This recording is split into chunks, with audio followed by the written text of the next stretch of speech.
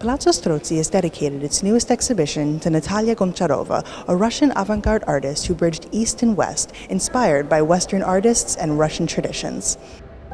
Natalia Goncharova, a woman of the avant-garde with Gauguin, Matisse and Picasso, is the newest exhibition Palazzo Strozzi is dedicating to female artists.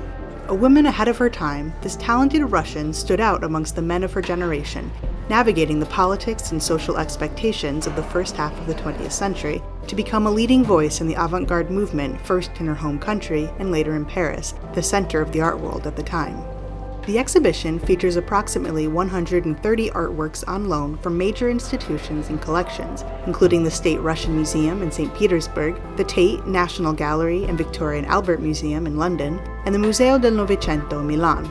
Together, the pieces offer an extensive overview of not only Goncharova's career as a versatile artist, but also as her place amongst the styles of the day and her inspiration she drew from them.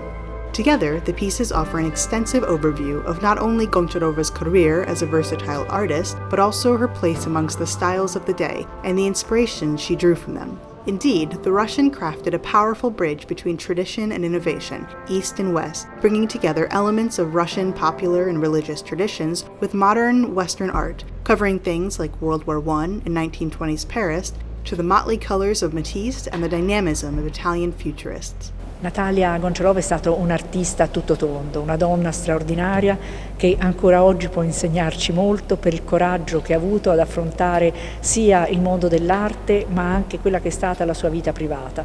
Una donna all'avanguardia in tutto, una donna eclettica che ha saputo lavorare con tutti i medium, ha lavorato per il teatro, con Diaghilev, forse quello che l'ha resa anche più famosa, ha lavorato è stata scultrice, non è scontato che una donna faccia la scultrice, è stata pittrice, ha fatto la grafica, ha lavorato per la moda, ha lavorato per Coco Chanel, ha lavorato per Vogue e per Vanity Fair, è stata anche attrice, ha ballato il tip tap nel primo film dell'avanguardia russa, è stata la prima performer in Russia, si è dipinta la faccia e con la faccia dipinta, ha percorso le strade di Mosca. Quindi veramente dal punto di vista artistico una donna assolutamente innovativa. Her incredible range as an artist is explored in depth in the exhibition, which vaunts her work with the Ballet Russes, her costume and set designs and illustrations.